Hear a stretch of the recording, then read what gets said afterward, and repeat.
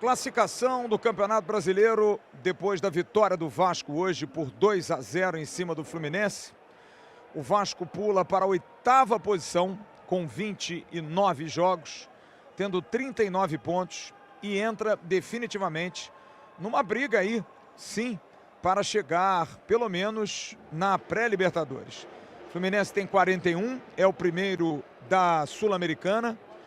O Bahia tem 46 e o Botafogo tem 46. É claro que eles estão muito à frente do Vasco. São 7 pontos de diferença. Mas a fase que o Vasco está, o momento que o Vasco está, é um momento que faz o torcedor acreditar e a gente também. O Vasco não fez dos seus melhores jogos. O Vasco, por exemplo, contra o Cruzeiro jogou mais bola. O Vasco contra o Bahia jogou mais bola. Mas o Fluminense é um time que sabe jogar contra o Vasco. O Fluminense é um time que tem jogadores que conhecem o técnico do Vasco, Fernando Diniz. Sabem que a característica principal dos times do Fernando Diniz, apesar dele ter mudado muito e ter se atualizado, é a saída de bola atrás. O Fluminense dificultou demais a saída de bola do Vasco lá atrás. E acho que isso passa muito pela partida muito irregular no primeiro tempo dos dois volantes, principalmente o Tietê. O Tietê fez um jogo, na minha opinião, ruim. Um jogo de não saber tomar a decisão certa. Ora carregando demais, ora dando passes de primeira, quando tinha que segurar. O Tietê fez um jogo muito abaixo daquilo que se espera dele. E eu reitero aqui a minha posição. O Tietê, para mim, não é titular do Vasco.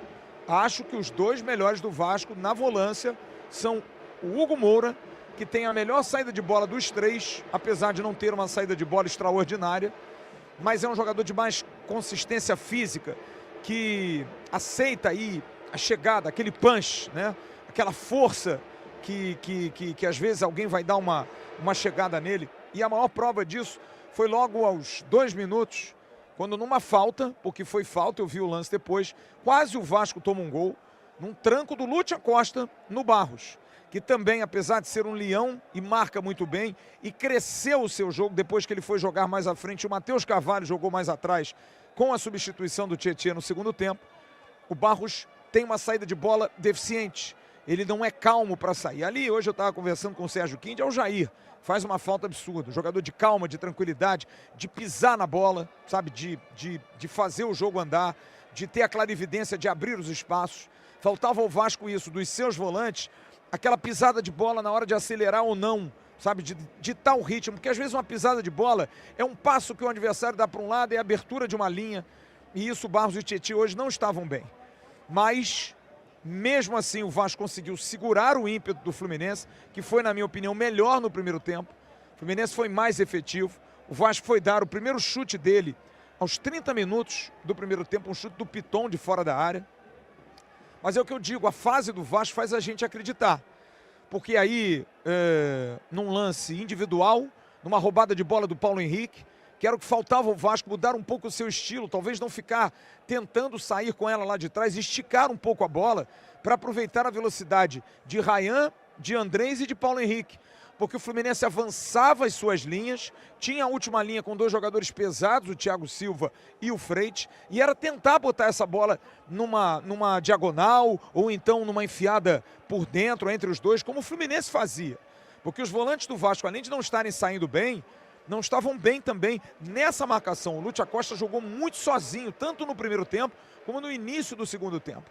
E aí numa bola roubada, o Rayan domina, gira, ele até mata mal a bola, mas aí tá iluminado, dá uma porrada de fora da área, a bola bate no zagueiro do Fluminense, não sei quem é, e desvia do Fábio. O Vasco faz 1-0 e traz uma confiança muito grande, que é claro, um jogo em que você tem tido mais dificuldades, o Fluminense é mais perigoso, você sai na frente, você ganha confiança.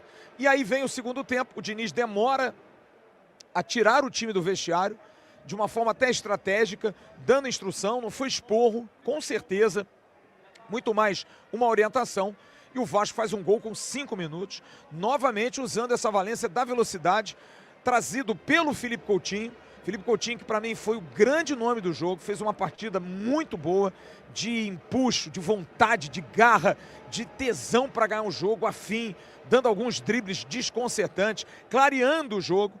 E aí o Ryan avança de fora da área, dá um chute, o Fábio bate roupa, novamente um chute, e aí na sobra o Nuno Moreira faz o 2-0. E a partir dali o jogo mudou, porque logo em seguida, com um erro de saída de bola, e nesse ponto a gente precisa elogiar o Diniz, pode estar ganhando de 2, 3, 5-0, ele mantém a cobrança no resultado, ele tira o Tietê, que perde uma bola tola, o Tietê muito mal, volto a dizer, para mim foi o pior jogador do Vasco em campo, e aí entra o Matheus Carvalho, que dá um equilíbrio. E o Vasco passa a fazer aquilo que a gente cobrava aqui durante a transmissão. A saída de bola de trás, com a movimentação dos jogadores, tem que ser rápida. Não dá para dominar e sair carregando a bola, só se você tem campo. E o Tietê domina e sai correndo para o lado, sai correndo para trás, como nesse lance que ele foi substituído. Ali ele irritou, mas melhorou, qualificou a saída de bola do Vasco. E aí foi um espetáculo.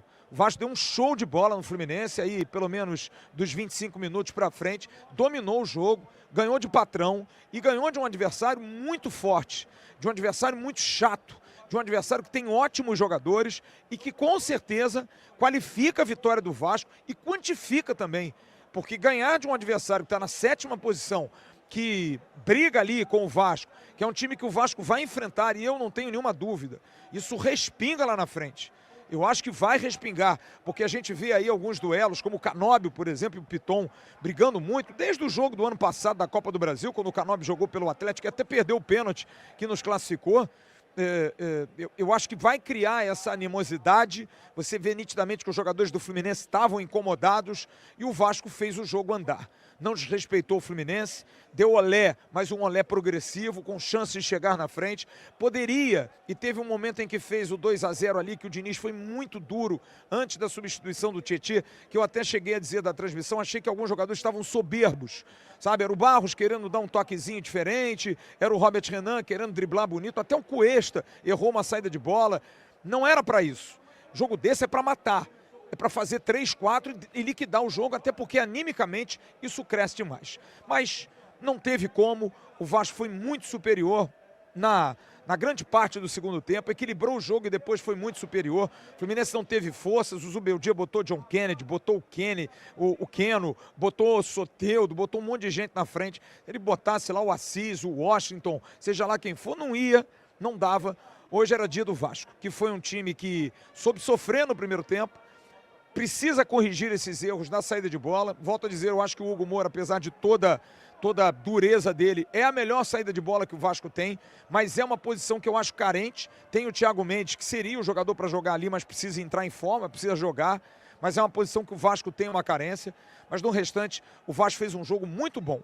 Destaques individuais para o Ryan, que fez mais uma grande partida. Para mim, o Felipe Coutinho, que foi o jogador mais destacado. Paulo Henrique, com muita saúde, muita confiança. Tem um lance do Paulo Henrique no segundo tempo, que é extraordinário, que alguém do Fluminense vem correndo, não sei quem, e o Nuno sai correndo atrás, e ele olha para o Nuno e faz assim, fica tranquilo, eu tô aqui, porra. Porque a confiança de poder partir para cima dele, que se der o tapa, o Paulo Henrique vai chegar, um jogador de muita qualidade na marcação, muito empuxo. Enfim, então alguns jogadores se destacaram muito e o Vasco consegue uma grande vitória. Uma vitória coroada com a alegria da sua torcida. Não vi aqui o público, mas um espetáculo. Quem vê o Maracanã se divertiu muito. E eu tenho certeza, como meu amigo Gil Júnior, que se emocionou, eu também me emocionei. Porque a manifestação do Vasco, do seu torcedor, o Vasco jogando bonito, fazendo o jogo andar contra um grande adversário, emociona porque faz a gente acreditar que os bons tempos estão voltando. A gente pode, a gente quer e a gente merece. O torcedor do Vasco merece demais essa alegria de hoje, esse resultado de hoje, e a gente vai falar muito disso agora no pós-jogo. 2-0 em cima de um grande rival, que é o Fluminense, que mais uma vez não veio, né? E avisar eles que eles fazem a nossa casa.